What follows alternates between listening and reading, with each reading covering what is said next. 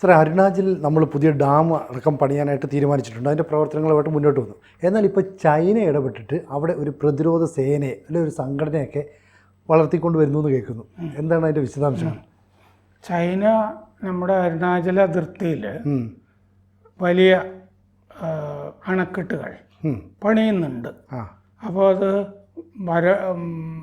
വേനൽക്കാലത്ത് നമുക്ക് വരൾച്ചയും ഈ കാലവർഷം വരുമ്പോൾ നമുക്ക് വെള്ളപ്പൊക്കവും സമ്മാനിക്കാൻ വേണ്ടിയിട്ടുള്ളതാണ് ചൈനീസ് പദ്ധതികൾ എന്നുള്ളത് നമുക്കറിയാം. അപ്പം നമ്മൾ വലിയ അണക്കെട്ടുകൾ, ചൈനയുടേത് ലോകത്തിലത്തെ ഏറ്റവും വലിയ അണക്കെട്ടാണ് ചൈന പണിയുന്നത്. അപ്പം നമ്മളും ഈ ഭാഗത്ത് അണക്കെട്ടുകൾ പണിയാൻ തീരുമാനിച്ചിട്ടുണ്ട്. സിയാങ് നദിയിൽ, ഇത് ടിബറ്റിൽ നിന്ന് ഉത്ഭവിച്ച് ആസാം വരെ ഒക്കെ വരുന്ന നദിയാണ്. ഇത് ആസാമിലെത്തുമ്പോൾ ഇതേ നദി ബ്രഹ്മപുത്ര എന്നാണ് അറിയപ്പെടുക. അപ്പോൾ ബ്രഹ്മപുത്രയിലാണ് എന്ന് പറയാം ഈ സംഗതി. പക്ഷേ ഈ പ്രദേശത്താവുമ്പോൾ സിയാങ് എന്നാണ് പറയുക. അവിടെ അപ്പോൾ നമ്മൾ 57,000 മെഗാവാട്ട് വൈദ്യുതി ഉൽപ്പാദിപ്പിക്കാനുള്ള പല ജലവൈദ്യുത പദ്ധതികളാണ് നമ്മൾ ആസൂത്രണം ചെയ്തുകൊണ്ടിരിക്കുന്നത്. അപ്പോൾ ഇത് സത്യത്തിലൊരു ജലയുദ്ധമാണ്. ഇനിയുള്ള കാലങ്ങളിൽ അങ്ങനെയായിരിക്കും രാജ്യങ്ങൾ തമ്മിൽ എന്ന് പറയുമല്ലോ. കുടിനീരിന് വേണ്ടിയിട്ടായിരിക്കും ഇനിയുള്ള യുദ്ധങ്ങൾ എന്നൊക്കെ പറഞ്ഞ തിയറികൾ ഒക്കെ ഉണ്ട്. അപ്പോൾ ആ ജലയുദ്ധത്തിൽ ചൈന ജയിക്കണ്ട എന്ന് പറഞ്ഞിട്ടാണ് നമ്മളും അണക്കെട്ടുകൾ പണിയുന്നത്. അപ്പോൾ നമ്മൾ 1.13 ലക്ഷം കോടി രൂപയാണ്, 1 ലക്ഷം കോടി രൂപയിലധികം ആണ് ചെലവിടുന്നത് സിയാങ് അപ്പർ മൾട്ടിപർപ്പസ് പ്രോജക്റ്റിന് വേണ്ടിയിട്ട്. അപ്പോൾ ഈ ക്രിസ്മസിൻ്റെ തലേന്ന് ചൈന ഈ അരുണാചൽ പ്രദേശിൽ യുണൈറ്റഡ് താനി ആർമി എന്ന് പറഞ്ഞിട്ട് ഇന്ത്യക്കാർ ഒക്കെ വെച്ചിട്ട്, പക്ഷെ മുമ്പ് വിമത സേനകളിലൊക്കെ ഉണ്ടായിരുന്നവരാണ് അവർ, നാഗാ സേനകളിലൊക്കെ ഉണ്ടായിരുന്ന ആളുകളെ വെച്ചിട്ടൊരു സേന അവിടെ ഉണ്ടാക്കിയിട്ടുണ്ട്. ക്രിസ്മസ് തലേന്നാണ് ഉണ്ടാക്കിയത്. യുണൈറ്റഡ് താനി ആർമി. താനി എന്ന് പറയുന്നത് ഒരു 4-5 ഗോത്രങ്ങൾ ചേർന്ന ഒരു ഗോത്ര സംഘമാണ് ഈ താനി, യുണൈറ്റഡ് താനി ആർമി, UTA എന്നാണ് ഇതിൻ്റെ. അപ്പോൾ അവിടെ ഇന്ത്യ പണിയുന്ന വലിയ അണക്കെട്ടുകൾക്കെതിരെ പ്രാദേശിക വികാരമുണ്ട് എന്ന് വരുത്താൻ വേണ്ടി നമ്മുടെ ഇവിടെയും ഈ പരിസ്ഥിതി മൗലികവാദികൾ സമരമായിട്ട് പലപ്പോഴും വരുമല്ലോ. അതിൻ്റെ പിന്നിലും ആഗോള അജണ്ട ഉണ്ടെന്നൊക്കെ പറയാറുണ്ടല്ലോ. കൂടംകുളത്തുമൊക്കെ കണ്ടില്ലേ, ഉദയകുമാർ എന്നൊക്കെ പറഞ്ഞുള്ള ഫ്രോഡുകളൊക്കെ. അപ്പോൾ ചൈന അധിനിവേശം നടത്തിയിരിക്കുന്ന സ്ഥലമാണ് ടിബറ്റ്. അപ്പോൾ ചൈന അധിനിവേശം നടത്തിയിരിക്കുന്ന ടിബറ്റിൽ നിന്നാണ് സിയാങ് ഉത്ഭവിച്ച് ഇങ്ങോട്ട് ഒഴുകുന്നത് നദി. അപ്പോൾ ഈ UTA യുണൈറ്റഡ് താനി ആർമി ഇപ്പോൾ ഒരു പ്രസ്താവന ഇറക്കിയിട്ടുണ്ട്.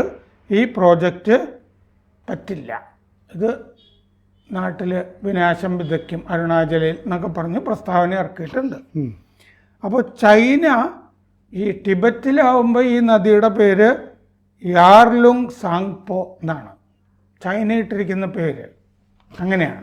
അപ്പോൾ യാർലുങ് സാങ്പോ എന്ന് പറഞ്ഞ ഈ നദി സിയാങ് തന്നെ അല്ലെങ്കിൽ ബ്രഹ്മപുത്ര തന്നെ, പേര് പലതാണെന്നേ ഉള്ളൂ. അപ്പോൾ ആ നദിയിൽ അണക്കെട്ടുകൾ പണിയുന്നുണ്ട് അപ്പുറത്ത് ടിബറ്റൻ ഭാഗത്ത്. ആ നദി കൈലാസത്തിൽ നിന്ന് ഉത്ഭവിച്ച് 1000 കിലോമീറ്റർ കിഴക്കോട്ടേക്ക് ഒഴുകി ടി.ബറ്റ് വഴി നാംച ബർവ എന്ന് പറഞ്ഞ പ്രദേശത്ത് ടേൺ എടുത്തിട്ട് അരുണാചലിലെത്തി സിയാങ് നദി എന്നറിയപ്പെടുകയാണ്. ടിബറ്റിൽ വേറെ പേര്, ചൈന കൊടുത്ത പേര്. ഇവിടെ അരുണാചലെത്തുമ്പോൾ സിയാങ്, ആസാമിലെത്തുമ്പോൾ ബ്രഹ്മപുത്ര. സിയാങ് ഈ നദി പിന്നെ ദിബാങ്, ലോഹിത് നദികളിൽ ലയിച്ചിട്ട് ആസാമിൽ ബ്രഹ്മപുത്രയായിട്ട് അറിയപ്പെടുന്നു. അങ്ങനെയാണ്. അപ്പോൾ ഈ നദിയുടെ ടേൺ എന്ന് പറഞ്ഞില്ലേ, ആ ടേണിലാണ് ലോകത്തിലെ ഏറ്റവും വലിയ അണക്കെട്ട് ചൈന പണിയുന്നത്. $137 ബില്യൺ ആണ് ചൈന അതിനുവേണ്ടി ചെലവിടുന്നത്. അതാണ് വലിയ വരൾച്ച വരുമ്പോൾ ഇവിടെ അതിഭീകര, അവിടെ വെള്ളം ഉണ്ടാവുമല്ലോ, ഇവിടെ ഭീകര വരൾച്ചയായിരിക്കും. മഴക്കാലത്ത് ഇവിടെ വെള്ളപ്പൊക്കവുമായിരിക്കും. നമ്മൾ അണക്കെട്ട് പണിത് ചൈനയെ പ്രതിരോധിച്ചില്ലെങ്കിൽ. ആ അതാണ്, അതുകൊണ്ടാണ് നമ്മൾ പണിയുന്നത്. ഇപ്പോൾ ഈ യുണൈറ്റഡ് താനി ആർമിയെ പറ്റി അരുണാചൽ പ്രദേശിൻ്റെ ആഭ്യന്തരമന്ത്രി മാമ നാത്തുങ് പറയുന്നത് എന്താണെന്ന് വെച്ചാൽ, കഴിഞ്ഞ ദിവസം അദ്ദേഹം ഒരു മാധ്യമത്തിനോട് പറഞ്ഞതാണ്, UTA യുണൈറ്റഡ് താനി ആർമി എന്നത് national liberation council of Thani land എന്ന് പറഞ്ഞിട്ടൊരു സംഘടന നേരത്തെ ഉണ്ട്. National liberation council of Thani land, അത് ഈ തീവ്രവാദ സംഘടനയാണ്. NLCT അതിൻ്റെ പുനരവതാരമാണ് എന്ന് പറഞ്ഞു. ആ സംഘടനയെ പോലീസ് അടിച്ചമർത്തിയിരുന്നു നേരത്തെ. 2010 പോലീസ് അതിനെ അടിച്ചമർത്തിയിരുന്നു. ആ സംഘടനയെ, നാഷണൽ ലിബറേഷൻ കൗൺസിൽ ഓഫ് താനി ലാൻഡിനെ പോലീസ് അടിച്ചമർത്തിയിരുന്നു. അന്നൊരു ചെറിയ സംഘടനയായിരുന്നു അത്. National socialist council of Nagaland എന്ന് പറഞ്ഞിട്ട് NSCN, national socialist council of Nagaland എന്ന് പറഞ്ഞൊരു സംഘടനയുണ്ട്. അതിലെ ഒരു ചേരിയുമായിട്ട്, 2 ചേരിയുണ്ട് ആ NSCNൽ, നാഗാ കലാപകാരികളുടെ സംഘടനയിൽ. അതിലെ ഒരു ചേരിയുമായിട്ട് ഈ NLCTക്ക് ഒരു ദുർബല ബന്ധം ഉണ്ടായിരുന്നു. ഈ പൂർവാവതാര സംഘടനയ്ക്ക് ചെറിയ തോക്കുകളൊക്കെ ഇവർക്ക് കൊടുക്കുന്നുണ്ടായിരുന്നു. നാഗാ കലാപകാരികൾ ചെറിയ റിവോൾവറുകൾ, നാടൻ തോക്കുകൾ ഒക്കെ കൊടുക്കുന്നുണ്ടായിരുന്നു. 1 ഡസൻ പേരെ അന്ന് ഈ സംഘടനയിൽ ഉണ്ടായിരുന്നുള്ളൂ. NLCTയിൽ താനി ഗോത്ര രാജ്യം വേണം എന്നുള്ളതായിരുന്നു അവരുടെ ആവശ്യം. താനി എന്ന് പറഞ്ഞാൽ ആദി, നൈഷി, ഗാലോ, അബത്താനി, താഗിൻ എന്നീ ഗോത്രങ്ങൾ ഉൾപ്പെട്ടതാണ് ഈ താനി എന്ന് പറയുന്നത്. അരുണാചൽ പ്രദേശിൻ്റെ മധ്യ മേഖലയിലും വടക്കൻ മേഖലയിലും ഈ ഗോത്രങ്ങളുണ്ട്. അന്ന് ഈ ചെറിയ സംഘം ഈ ആളുകളിൽ നിന്ന് പിടിച്ചു പറിക്കുക, പൈസ ഉള്ളവരുടെ കയ്യിൽ നിന്നൊക്കെ, കോൺട്രാക്ടർമാരുടെ കയ്യിൽ നിന്നൊക്കെ, ബിസിനസ്സുകാരുടെ നിന്നൊക്കെ ഭീഷണിപ്പെടുത്തി കാശ് മേടിക്കുക, ചില ആളുകളെ തട്ടിക്കൊണ്ടുപോയിട്ട് കാശ് മേടിക്കുക, ഈ വിനോദങ്ങളൊക്കെയാണ് ഉണ്ടായിരുന്നത്. അന്ന് ഇതിൻ്റെ നേതാവായിരുന്ന ആൾ ആൻ്റണി ദോക്കെ എന്ന് പറഞ്ഞ ആളാണ്. ഈ ആൻ്റണി ദോക്കയെ പോലീസ് പിടിച്ചുകൊണ്ടുപോയി. എന്നിട്ട് ആൻ്റണി കുറെ കാലം ജയിലിൽ കിടന്നു. ജയിലിൽ നിന്ന് ഇറങ്ങി ഇനി രക്ഷയില്ല, ഈ തീവ്രവാദം പറഞ്ഞ് നടന്നിട്ട് കാര്യമില്ല എന്ന് പറഞ്ഞിട്ട് ഇയാൾ ഇറ്റാനഗറിൽ ഒരു ചെറിയ റെസ്റ്റോറൻറ്റ് തുറന്നത് നടത്തിക്കൊണ്ടിരിക്കുകയായിരുന്നു. ഇപ്പോൾ ചൈന എന്ത് ചെയ്തെന്ന് വെച്ചാൽ ഈ ആൻ്റണി ദോക്കയെ ആണ് പിടിച്ചിരിക്കുന്നത് ഈ യുണൈറ്റഡ് താനി ആർമി ഉണ്ടാക്കാനായിട്ട്. ഈ ഇൻ്റലിജൻസ് ബ്യൂറോ, നമ്മുടെ ഇൻ്റലിജൻസ് ബ്യൂറോ പറയുന്നത് ഇപ്പോൾ ദോക്കയാണ് ഈ യുണൈറ്റഡ് താനി ആർമിയുടെ UTA അതിൻ്റെ നേതാവ് എന്നുള്ളതാണ്. ഈ നാഗാ സംഘടന ഉണ്ടല്ലോ NSCN, അത് 2 ചേരിയായിരുന്നു. അതിൽ ഒരെണ്ണത്തിന് ചൈന ബന്ധമുണ്ട്. മ്യാൻമർ ആണ് ആ കലാപകാരികളുടെയൊക്കെ താവളം. ഈ നാഗാ പ്രത്യേകിച്ച് ചിൻ മേഖല, മ്യാൻമറിലെ ചിൻ മേഖലയിലാണ്. കച്ചിൻ ഇൻഡിപെൻഡൻറ്റ് ആർമി ഉണ്ടല്ലോ, കച്ചിൻ ഇൻഡിപെൻഡൻസ് ആർമി, KIO, അതുമായിട്ടൊക്കെയാണ് ബന്ധം. അപ്പോൾ ചൈനയുമായി അടുത്ത് നിൽക്കുന്നതാണ് ഈ കച്ചിൻ ഇൻഡിപെൻഡൻസ് ആർമി. ചൈന ഈ ആൻ്റണി ദോക്കയായിട്ട് നേരിട്ടല്ല ബന്ധപ്പെടുന്നത്, KIO, കച്ചിൻ ഇൻഡിപെൻഡൻസ് ആർമിയും ആയിട്ടാണ് ബന്ധപ്പെട്ട് അവരെ കൊണ്ടാണ് ഈ ആൻ്റണി ദോക്കയായിട്ട് സംസാരിപ്പിച്ച് ഈ സംഘടന ഇപ്പോൾ ഉണ്ടാക്കിയിരിക്കുന്ന സേന. അപ്പോൾ ഈ NSCNകാർ KIO പറഞ്ഞിട്ട് NSCN നാഗ 2 ചേരി ഉണ്ടല്ലോ, അതിലൊരു ചേരിക്കാർ വന്ന് ആൻ്റണിയെ കണ്ടു ഇതിലേക്ക്. അപ്പോൾ ഒരു ഉപജീവന മാർഗവും ആയല്ലോ അയാൾക്ക്.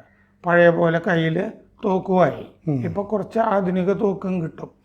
അങ്ങനെ നമ്മുടെ അണക്കെട്ട് പദ്ധതികൾ അട്ടിമറിക്കാനായിട്ട് ചൈന യുണൈറ്റഡ് താനി ആർമി UTA എന്ന് പറഞ്ഞൊരു സേന അരുണാചൽ പ്രദേശിൽ ഉണ്ടാക്കിയിരിക്കുന്നു. അപ്പോൾ 1.5 മാസം ചൈന എല്ലായ്പ്പോഴും നമുക്ക് ഭീഷണി സൃഷ്ടിക്കും. അപ്പോൾ നമ്മൾ എപ്പോഴാണ് ഈ ചൈനയുടെ സ്വഭാവം മാറുന്നതെന്ന് പറയാൻ പറ്റില്ല. അവർ നേരിട്ടല്ലെങ്കിൽ ഇൻഡയറക്റ്റ് ആയിട്ടെങ്കിലും അവിടെ പ്രക്ഷോഭങ്ങൾ ഉണ്ടായിക്കൊണ്ടിരിക്കും. മണിപ്പൂർ ഉദാഹരണമാണ്. അപ്പോൾ എന്തുകൊണ്ടാണ് അവർക്കത് ചെയ്യാതിരിക്കാൻ പറ്റുന്നത്? അവരെപ്പോഴും ഇങ്ങനെ ചൊറിഞ്ഞുകൊണ്ടിരിക്കുന്നതിൻ്റെ ഉദ്ദേശം എന്താ? സ്ഥലം പിടിച്ചെടുക്കുക എന്നുള്ളതാണോ? അവരെന്താണെന്ന് വെച്ച് കഴിഞ്ഞാൽ ഇന്ത്യ സൗത്ത് ഏഷ്യയിലെ ഏറ്റവും വലിയ ശക്തിയായിട്ട് മാറുമോ? അതായത് ഇന്ത്യ മാറരുതെന്ന് ചൈനയ്ക്കുണ്ട്. ചൈനയായിരിക്കണം ഇവിടുത്തെ.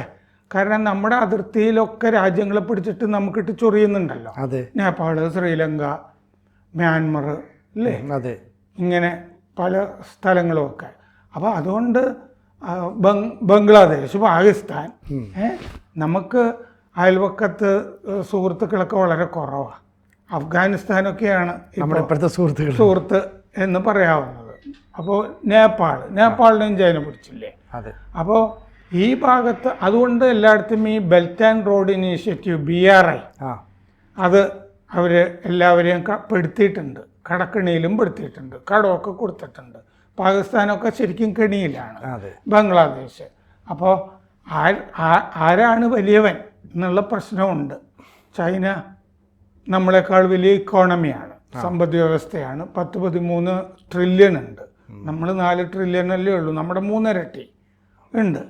അപ്പോൾ ആ സുപ്രീമസി ആരാണ്? നമ്മളാണെങ്കിൽ അമേരിക്കയോട് അത്യാവശ്യമൊക്കെ ചേർന്ന് നിൽക്കുന്നു. അമേരിക്കയുടെ ശത്രുവാണ് ഇവിടെ. അപ്പോൾ അമേരിക്കയ്ക്ക് ഇന്ത്യയെ ആവശ്യമുണ്ട്. അപ്പോൾ ഈ പ്രശ്നങ്ങളുള്ളതുകൊണ്ട് എപ്പോഴും അതിർത്തിയിൽ പ്രശ്നങ്ങൾ ഉണ്ടാക്കി ഇന്ത്യക്ക് അതിർത്തികളിൽ കൂടുതൽ ചിലവുണ്ടാക്കുക, ഇങ്ങനത്തെ പരിപാടിയൊക്കെ കുത്തിത്തിരിപ്പുകൾ എപ്പോഴും ഉണ്ടാക്കിക്കൊണ്ടിരിക്കും. പിന്നെ അവിടെ ഈ അധികാര വടംവലി എപ്പോഴും ഈ പാർട്ടിയിലുണ്ടാവുമല്ലോ, കമ്മ്യൂണിസ്റ്റ് പാർട്ടിയിൽ. മുമ്പ് മാവോയ്ക്ക് ഭീഷണി അവിടെ ഉണ്ടായപ്പോഴാണ് പാർട്ടിയിൽ വിഭാഗീയത. അന്ന് പാർട്ടിയിൽ വിഭാഗീയത ഉള്ളത് അറിയില്ല. മാവോ പരമോന്നത നേതാവാണെന്നേ ലോകം കരുതുന്നുള്ളൂ. അയാൾക്കെതിരെ പാർട്ടിയിലെ മിലിറ്ററി വിഭാഗത്തിലെ മേധാവി വലിയ കലാപം പാർട്ടിക്കകത്ത് ഉണ്ടാക്കിയപ്പോഴാണ് 1962 ചൈന ഇന്ത്യയുമായിട്ട് യുദ്ധം ഉണ്ടാക്കിയത്. അപ്പം മുഴുവനത് ശ്രദ്ധ മുഴുവൻ അതിൽ പെടുമല്ലോ. പാർട്ടിക്കകത്ത് ഇതിൻ്റെ മറയിൽ പാർട്ടിക്കകത്ത് അയാൾക്ക് ശുദ്ധീകരണവും നടത്താം. അങ്ങനെയാണ് അവിടെ സാംസ്കാരിക വിപ്ലവം എന്ന് പറഞ്ഞിട്ട് ഒരുപാട് പേരുടെ തല വെട്ടിക്കൊണ്ടിരുന്നതും വെടിവെച്ചു കൊണ്ടിരുന്നതൊക്കെ സാംസ്കാരിക വിപ്ലവം എന്ന് പറഞ്ഞിട്ട്. അപ്പോൾ ചൈന അങ്ങനെ ഒരു പ്രത്യേക മൂശയിലുള്ളൊരു സ്ഥലമാണ്. ഒരു കമ്മ്യൂണിസ്റ്റ് ഏകാധിപത്യ രാജ്യമാണ്, ജനാധിപത്യ രാജ്യമല്ല. പല കാരണങ്ങൾ കൊണ്ടും ഇങ്ങനെ ചൊറിഞ്ഞുകൊണ്ടിരിക്കും.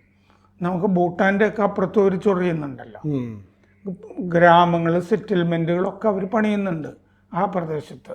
അതിർത്തികളിലൊക്കെ അരുണാചലിൻ്റെ അപ്പുറത്താണ് ഏറ്റവും പ്രധാനപ്പെട്ട വെല്ലുവിളി. അത് മുമ്പ് ഗ്രാമങ്ങൾ പണിയുന്നുണ്ടായിരുന്നു, അത് നമുക്ക് ഉപഗ്രഹ ചിത്രങ്ങളിൽ കാണാമായിരുന്നു. ഇപ്പോൾ അണക്കെട്ട്, ലോകത്തിലെ ഏറ്റവും വലിയ അണക്കെട്ട് ആണ് അവർ പണിതുകൊണ്ടിരിക്കുന്നത്. അത് വലിയ ഭീഷണിയാണ്. കൂടുതൽ വാർത്തകളും വിശേഷങ്ങളും നിങ്ങളിലേക്ക് എത്താൻ ABC മലയാളം സബ്സ്ക്രൈബ് ചെയ്യുക, ബെൽ ബട്ടണും അമർത്തുക.